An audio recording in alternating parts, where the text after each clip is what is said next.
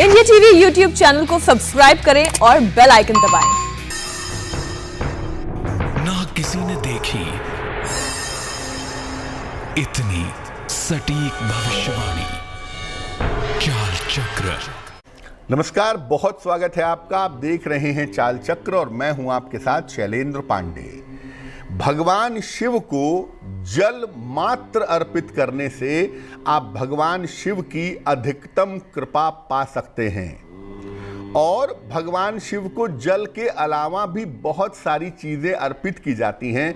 ये पुराणों की परंपरा है और ये अलग अलग चीज़ें जो अर्पित की जाती हैं विशेष मंत्रों के साथ, इनको भगवान शिव का अभिषेक कहा जाता है और सामान्य भाषा में इसको रुद्राभिषेक कहते हैं।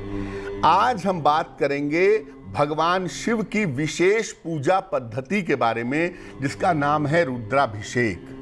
चाल चक्र में आज क्या खास है, चलिए बताते हैं आपको। चाल चक्र में आज बात करेंगे कि रुद्राभिषेक से संकट कैसे कट जाएंगे। बात करेंगे कि रुद्राभिषेक से जीवन में चमत्कार कैसे होगा और सावन में रुद्राभिषेक फलदायी कैसे होगा, लाभकारी कैसे होगा, इस विषय पर भी बात करेंगे। तो आज हम आपको बताएंगे कि रुद्राभिषेक कब करना चाहिए, कब नहीं करना चाहिए और रुद्राभिषेक करने के प्रभाव क्या हैं, परिणाम क्या हैं। लेकिन सबसे पहले एक नजर डाल लेते हैं आज के पंचांग पर। आज तिथि है श्रावण कृष्ण पक्ष की एकादशी तिथि, दोपहर के 3:17 तक। नक्षत्र है मृगशिरा नक्षत्र। चंद्रमा वृषभ राशि में संचरण कर रहे हैं शाम को 3:08 तक। इसके बाद मिथुन में चले जाएंगे। राहुकाल का समय दोपहर के 12 बजे से 1:30 तक। उत्तर दिशा की तरफ आज यात्रा करने की मनाही है, लेकिन अगर यात्रा करना जरूरी है, मजबूरी है, तो जरा सी सौंफ खाकर और भगवान का स्मरण करके यात्रा करेंगे तो मुश्किल से बचे रहेंगे। इसके पहले कि हम चर्चा की शुरुआत करें, आपको बताते हैं वो टेलीफोन नंबर जिस पर फोन करके आप कार्यक्रम में हमारे साथ जुड़ सकते हैं। हमारा फोन नंबर है 0120-480-7333। 0120-480-7333। इस नंबर पर आप टेलीफोन करके कार्यक्रम में हमारे साथ जुड़ सकते हैं और अपनी समस्याओं का समाधान जान सकते हैं। चलिए कार्यक्रम को आगे बढ़ाते हैं। सबसे पहले जानते हैं कि रुद्राभिषेक होता क्या है और रुद्राभिषेक की महिमा क्या है। देखिए, रुद्र और शिव ये पर्यायवाची शब्द हैं। हालांकि रुद्र जो है वो वेदों में उल्लिखित है और शिव के बारे में बाद में चीजें जोड़ी गई हैं, लेकिन फिर भी जो आगम शास्त्र के विद्वान हैं उन्होंने बाद में इस बात को स्थापित करने का प्रयास किया कि रुद्र और शिव एक दूसरे के ही पूरक हैं। रुद्र जो है वो भगवान शिव का प्रचंड स्वरूप है। भगवान शिव की कृपा से समस्त ग्रहों की बाधाओं को, समस्त समस्याओं को समाप्त किया जा सकता है। भगवान शिव की कृपा प्राप्त करने के लिए शिवलिंग पर मंत्रों के साथ विशेष वस्तुएं अर्पित की जाती हैं। मंत्रों के साथ आप सामान्यतः शिवलिंग पर वस्तुएं अर्पित करते हैं तो ज्यादा से ज्यादा आप नमः शिवाय पढ़ते हैं या ओम नमः शिवाय पढ़ते हैं।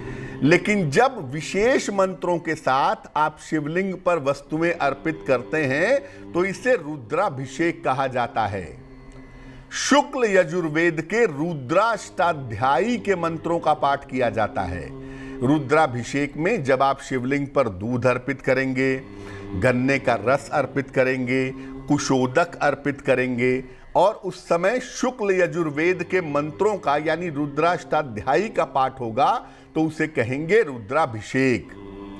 सावन में रुद्राभिषेक करना और भी शुभ होता है। सावन के महीने में मानते हैं कि अगर आप रुद्राभिषेक करते हैं तो इससे आपकी तमाम मनोकामनाएं जल्दी से जल्दी पूरी हो जाती हैं।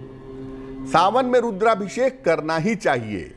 इसके अलावा जीवन में अगर कष्ट की स्थिति हो, ग्रहों की पीड़ा हो, ग्रह आपको परेशान कर रहे हो, या जीवन में कोई बड़ी बाधा आ गई हो, तो उस बाधा को समाप्त करने के लिए रुद्राभिषेक करना अमोघ होता है, अचूक होता है।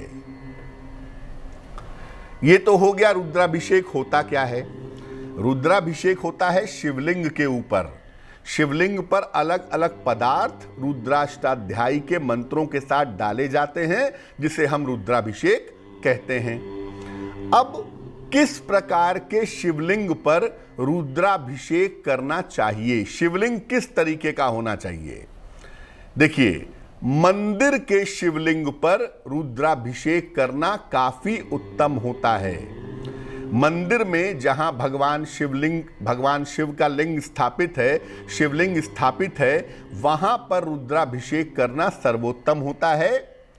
इसके अलावा आप चाहें तो घर में पार्थिव शिवलिंग बना करके, यानी मिट्टी का शिवलिंग बना करके उसका भी अभिषेक कर सकते हैं।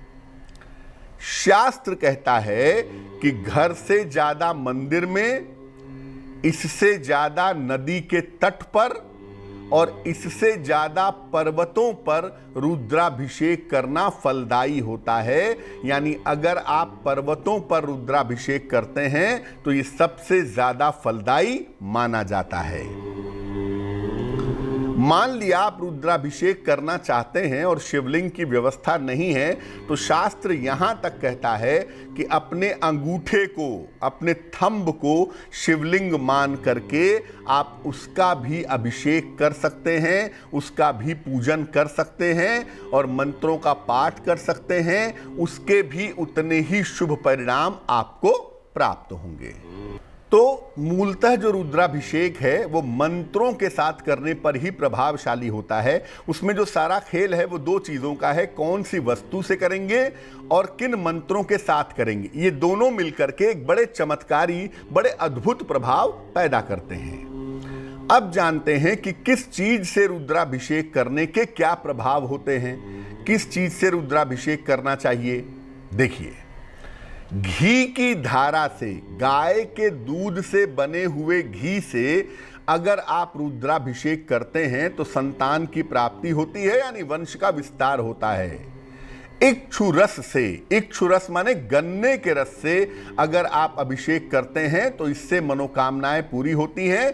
जीवन के जो दुर्योग हैं, कुंडली के जो दुर्योग हैं वो नष्ट हो जाते हैं। शक्कर मिले हुए दूध से अभिषेक करने से व्यक्ति विद्वान हो जाता है, लेकिन दूध गाय का होना चाहिए। शहद से अगर आप अभिषेक करते हैं तो पुराने से पुरानी बीमारियों से मुक्ति मिलती है, वो नष्ट हो जाती है।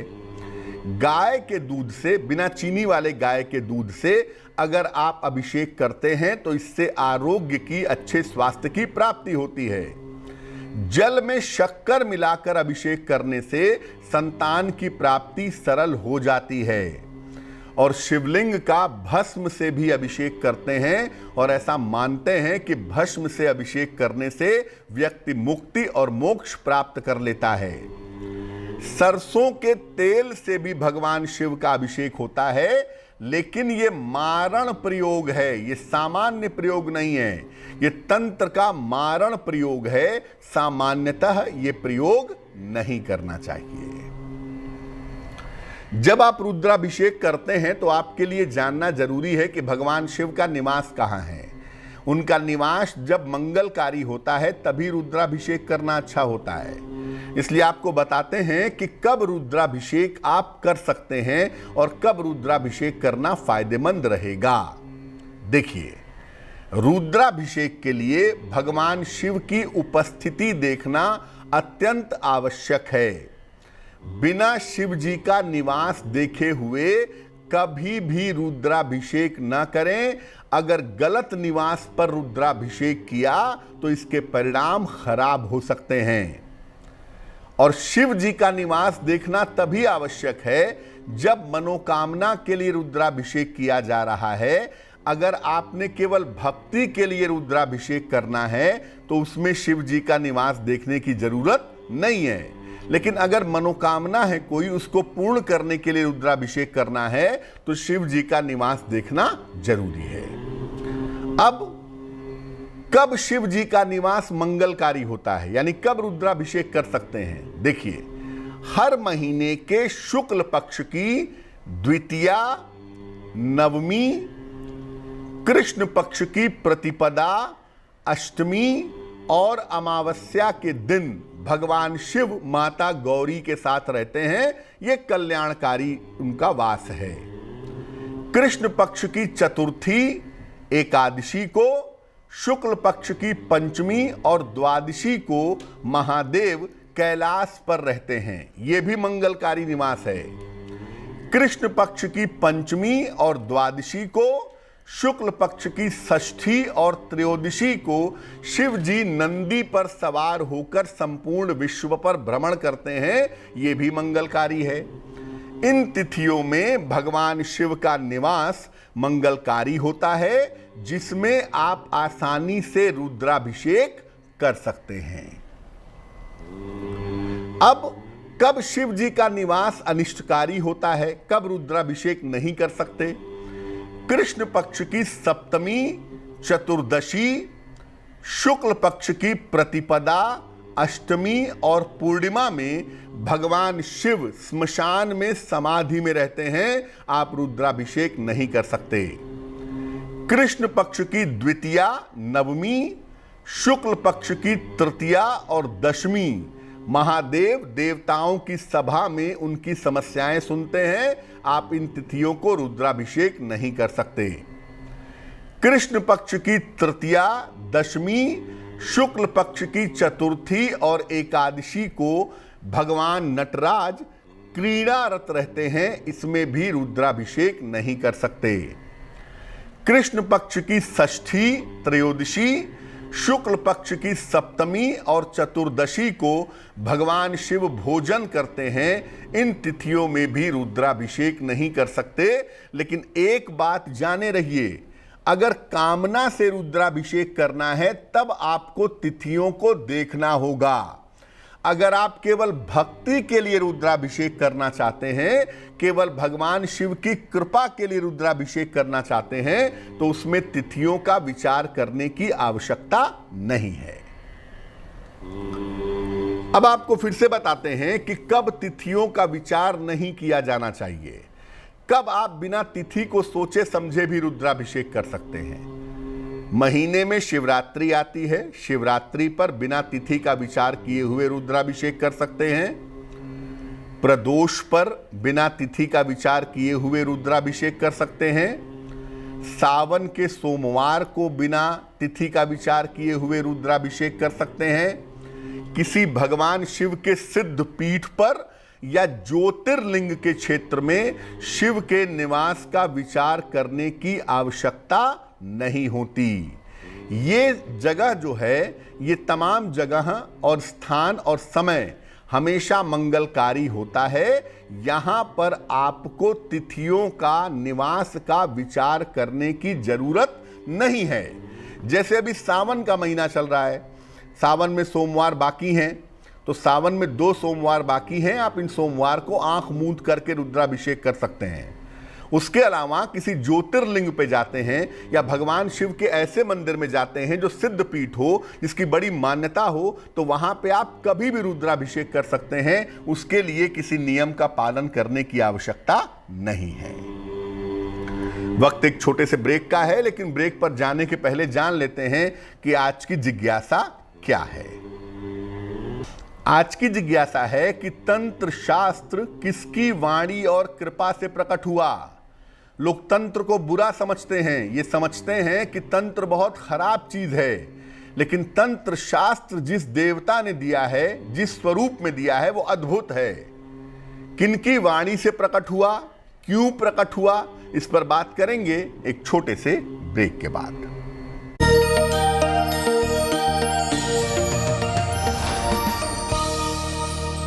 किसी ने सुनी,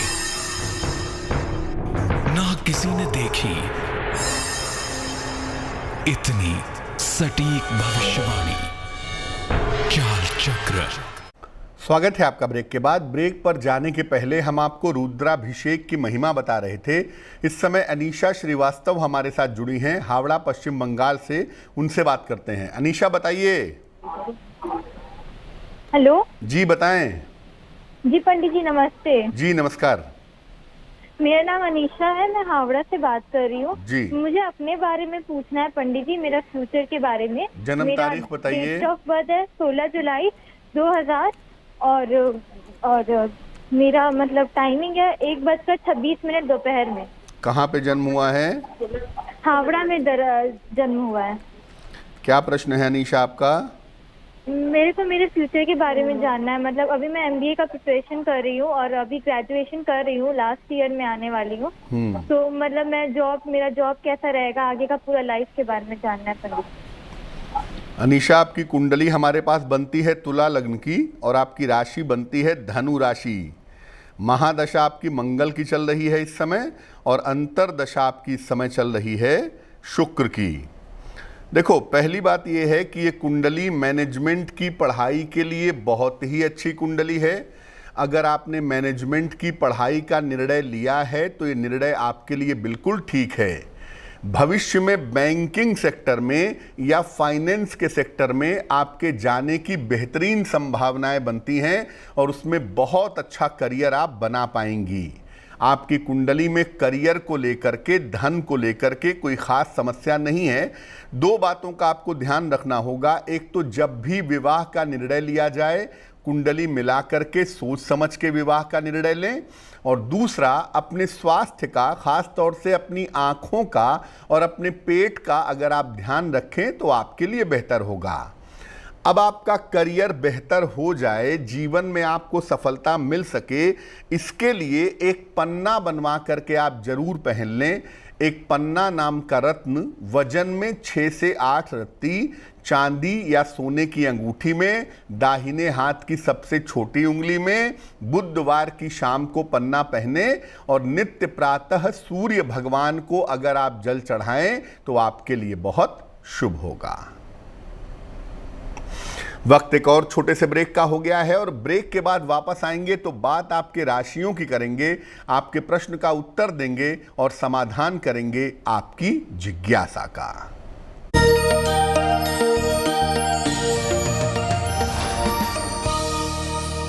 इतनी सटीक भविष्यवाणी, चाल चक्र।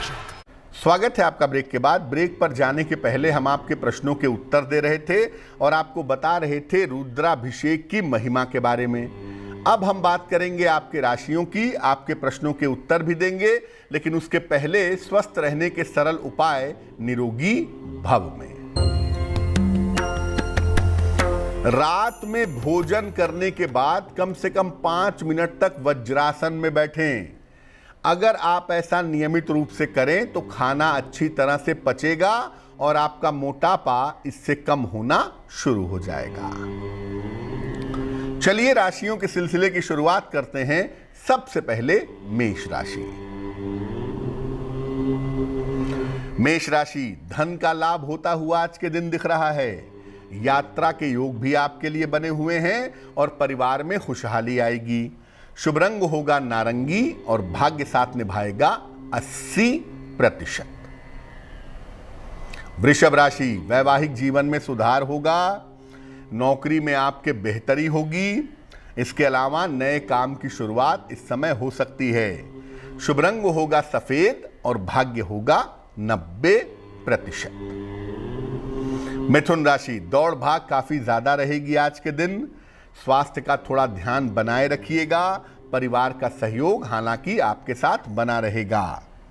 शुभ रंग जिसका इस्तेमाल करेंगे वो होगा हरा और भाग्य साथ निभाएगा 60%। कर्क राशि, धन की स्थिति में सुधार होगा। लंबी यात्रा के योग इस समय आपके बन रहे हैं। मानसिक चिंताएं दूर होंगी। शुभ रंग क्रीम और भाग्य साथ निभाएगा 70%। सिंह राशि, संतान पक्ष को सफलता मिलेगी। नौकरी में प्रमोशन होने के योग हैं इस समय। साथ ही साथ मान सम्मान पुरस्कार भी मिल सकता है। शुभ रंग लाल और भाग्य साथ निभाएगा कन्या राशि, यात्रा के योग बन रहे हैं, काम का बोझ थोड़ा कम होगा, अपने लोगों की सहायता जरूर करें। शुभ रंग धानी और भाग्य साथ निभाएगा 75%। तुला राशि, स्वास्थ्य में लापरवाही न करें, विवाद हो सकते हैं बेवजह के, भगवान शिव को दूर्वा अर्पित करें।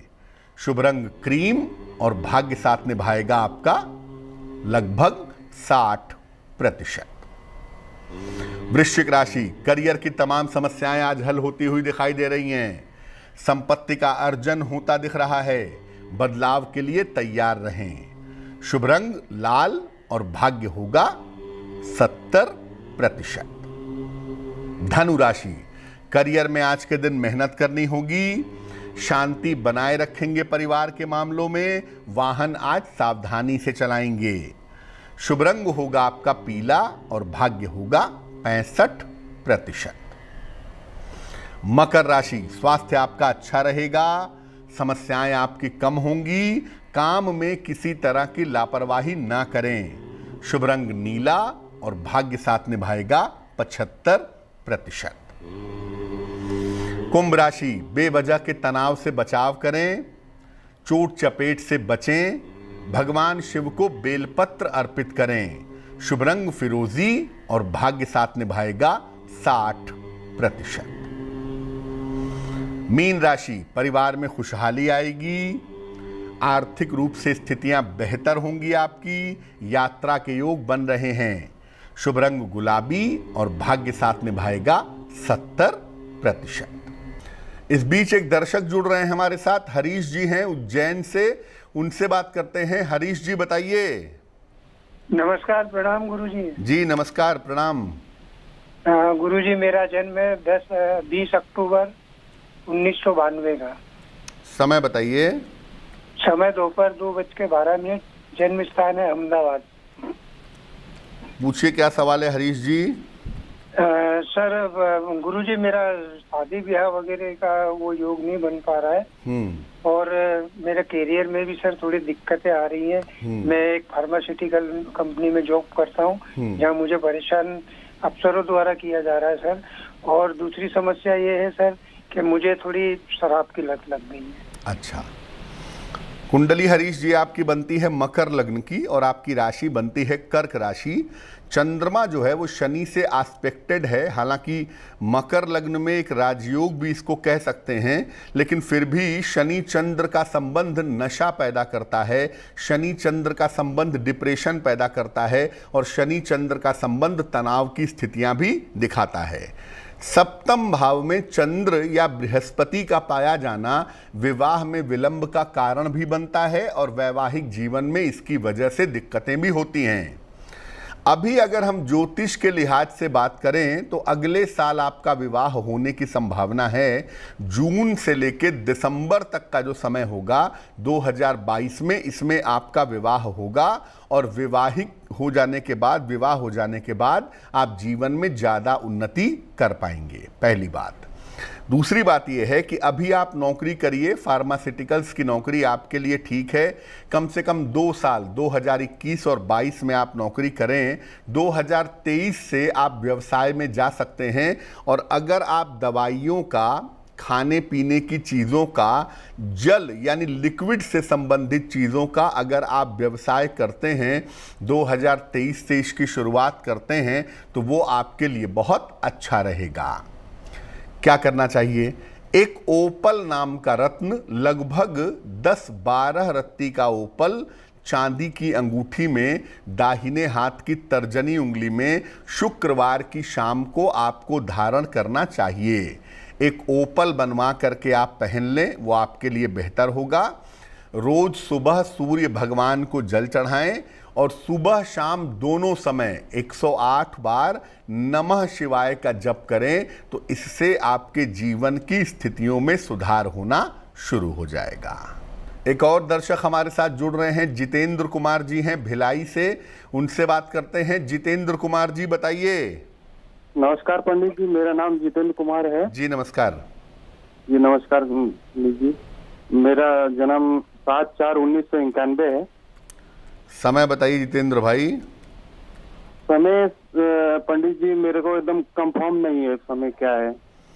कहाँ पे जन्म हुआ है? ये महाराष्ट्र बिहोपुर।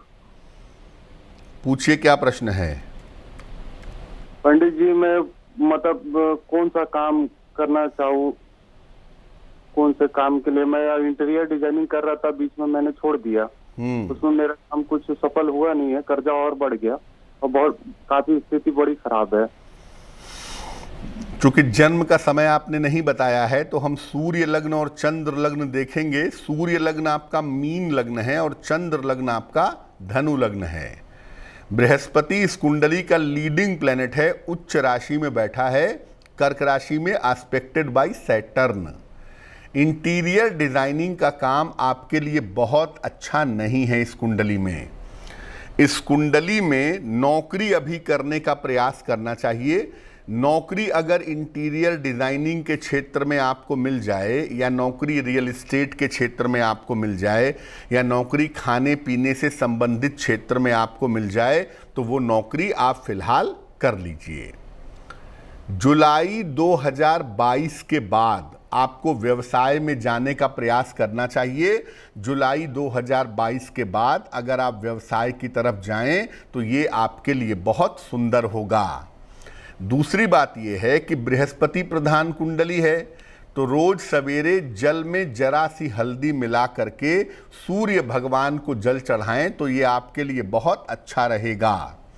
इसके अलावा रोज शाम को सूर्यास्त के बाद 108 बार शनि मंत्र का जप करें, ओम शं शनैश्चराय नमः। अगर ऐसा रोज शाम को 108 बार आप करें, रोज सुबह सूर्य भगवान को जल चढ़ाएं, तो निश्चित रूप से आपके करियर की बेहतर दिशा आपको मिल जाएगी। इस बीच एक और दर्शक हमारे साथ जुड़ गई हैं, दिल्ली से खुशबू हैं, उनसे बात करते हैं। खुशबू बताइए। पंडित जी नमस्ते। जी नमस्कार। हाँ, मुझे अपने भाई के बारे में पूछना था। जन्म तारीख बताइए भाई की। 8 जनवरी 1998। समय बताइए। 7:55 शाम के। कहाँ पे जन्म हुआ है बहन जी? समयपुर बादली, दिल्ली में। पूछिए क्या प्रश्न है भाई के लिए। मेरा भाई सरकारी नौकरी की तैयारी कर रहा है और पहले भी कई पेपर क्लियर हो चुके हैं, पर इंटरव्यू में रह जाता है, और अब यूपीएससी की तैयारी कर रहे हैं, तो उसी के लिए पूछना है कि हो पाएगा या नहीं। आपके भाई की कुंडली कर्क लग्न की है और राशि बनती है वृषभ राशि। महादशा आपके भाई साहब की चल रही है राहु की, और अंतरदशा चल रही है इस समय बृहस्पति की। बिल्कुल इनके नौकरी पाने का समय इस समय बन रहा है। तुरंत यूपीएससी में सिलेक्शन अभी नहीं होगा। यूपीएससी में अगर सिलेक्शन होता है तो उसका उपयुक्त समय 2023-24 है, लेकिन उसके पहले आपके भाई साहब को कोई सरकारी नौकरी मिल जाएगी।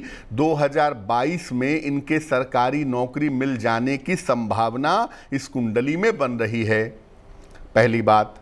दूसरी बात यह है कि इनको अपने पेट का, अपने डाइजेशन का बहुत ध्यान रखना होगा।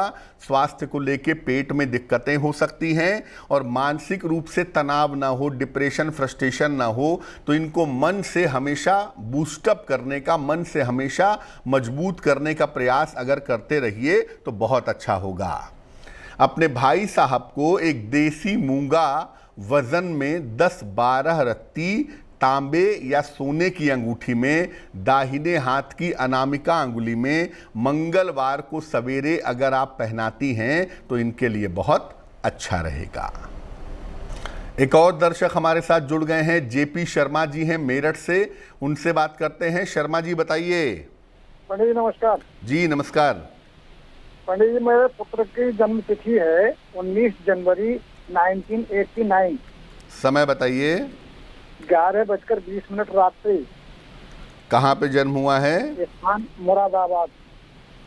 पूछिए क्या जानना चाहते हैं। पंडित जी एक तो ये प्राइवेट नौकरी कर रहे हैं, लेकिन इनके पास धनाभाव हमेशा रहता है। इनको कोई बढ़िया जॉब नहीं मिल रहा है, न सरकारी, मैं सोचता हूँ सरकारी मिल जाए तो अच्छा है। और अभी तक इनका विवाह भी नहीं हुआ। बताया कि मांगलिक है इसलिए विवाह में अड़चन आ रही है, लेकिन एक आध बार बात बनने की संभावना बनी, लेकिन वो टल गई। और अभी तक विवाह नहीं हो पाया इनका। मैं स्थिति चिंतित हूँ।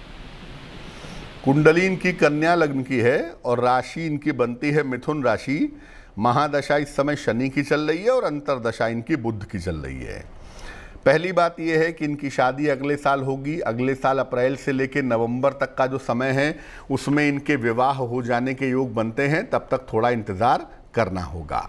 दूसरी बात यह है कि करियर में इनके बदलाव होने वाला है और इस साल के अंत में ये अपने करियर में बदलाव करेंगे, अक्टूबर, नवंबर, दिसंबर में, और उस समय करियर में बदलाव करने से इनको अच्छे पैसे का लाभ होगा और आर्थिक स्थिति में सुधार होगा। तीसरी बात यह है कि इस कुंडली में चंद्रमा आइसोलेटेड है, अकेला बैठा हुआ है, तो कहीं ना कहीं वो धनागमन की स्थितियों को बाधित कर रहा है। तो आप अपने पुत्र को कहें कि वो नित्य प्रातः 108 बार नमः शिवाय का जप करें और साथ में अपने सुपुत्र को एक ओपल बनवा करके पहना दीजिए। 10-12 रत्ती का ओपल चांदी की अंगूठी में, दाहिने हाथ की तर्जनी उंगली में, शुक्रवार की शाम को ओपल पहनाने से लाभ होगा। चलिए अब बात कर लेते हैं उनकी जिनका है आज जन्मदिन। जिन लोगों का जन्मदिन है उन्हें हम सबकी तरफ से जन्मदिन की हार्दिक शुभकामनाएं। आने वाले साल में आपकी धन की स्थिति काफी अच्छी बनी रहेगी। आपके करियर में आने वाले वर्ष में बड़ा बदलाव हो सकता है।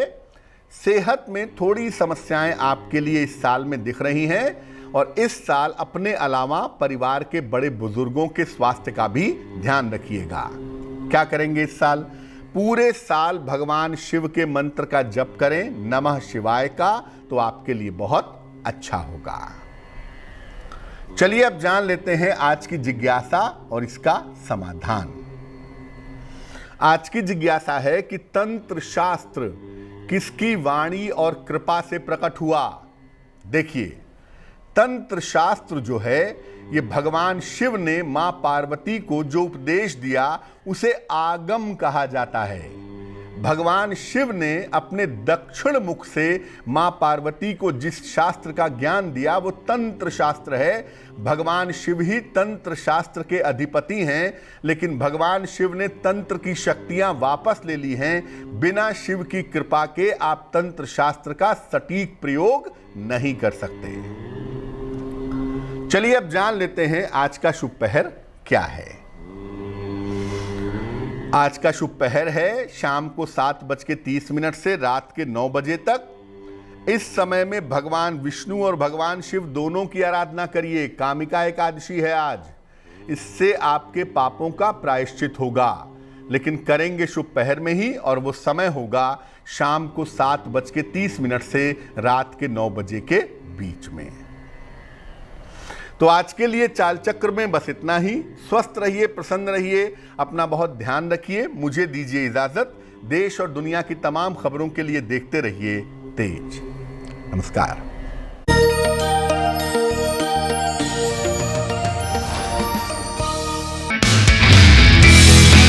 नमस्ते, मैं हूं मीनाक्षी जोशी। वीडियो और खबरों से अपडेट रहने के लिए India TV YouTube channel subscribe करें, बेल आइकन दबाना ना भूलें। जुड़े रहें इंडिया टीवी के साथ।